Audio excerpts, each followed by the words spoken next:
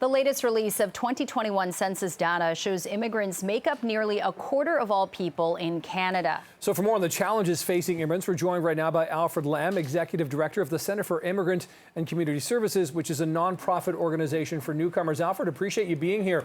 This is the highest level in history of an immigrant population here. What do you make of these numbers, and what do you think about these numbers? Thank you for having me. I think those numbers are pretty much in line with what we've seen in past years and what we've expected. I mean, that has been the trajectory of Canada's population growth for the last number of years. And I think with the work that we do, we work with a lot of newcomers, and what we have found is that more needs to be done in terms of helping them to find a place of inclusivity in Canada and being able to integrate into the society. Okay, and I want to go back to the point of, Canada has been helping refugees from Afghanistan and Ukraine over the recent years. How do you see that impacting immigration kind of in this strange post-pandemic phase?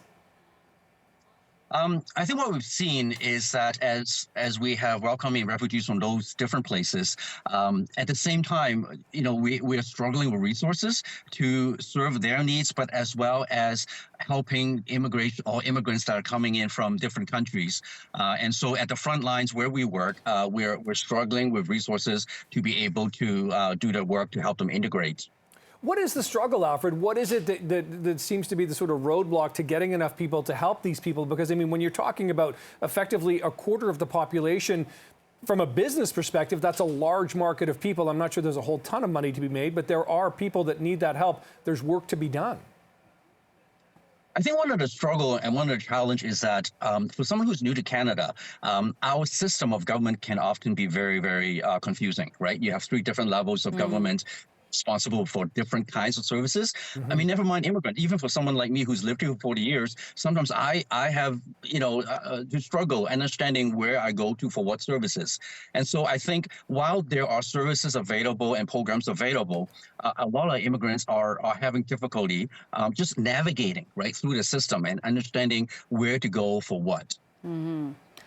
Okay, and Alfred, I want to talk about this issue you raised of, immigrants coming here and not feeling included, not feeling like they're part of the country. This is very different in the U.S. I don't know if you look at, cases in the U.S. and how immigrants there feel, but in the U.S. it's this homogenous, you come here, you're American. In Canada, it's the other way around. You're always, what you are ethnically, Chinese, Canadian, before the Canadian comes, whereas in America, they want everyone to be American. So do you see that those different models having an impact on immigrants feeling included, our mosaic model?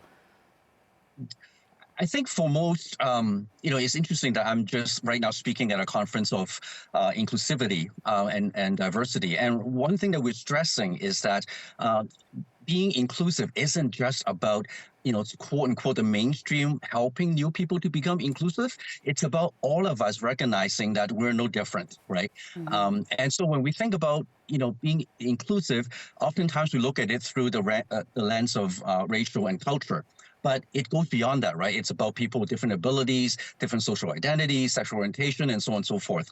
And so I think what we are seeing and the efforts that we're trying to put forth is that being inclusion isn't an act of charity from one group to another, right? It's building a platform, building a community where we recognize that all of us are the same. And I think that's one of the big cultural strengths that we have as Canadians, and we need to build upon that. Yeah, for sure. I find it very impressive that, the percentage of immigrants and permanent residents here in Canada is higher than any other G7 country. Fascinating stuff. Alfred Lam, Executive Director of the Center for Immigrant and Community Services. Thank you. Thanks, Alfred. Thank you.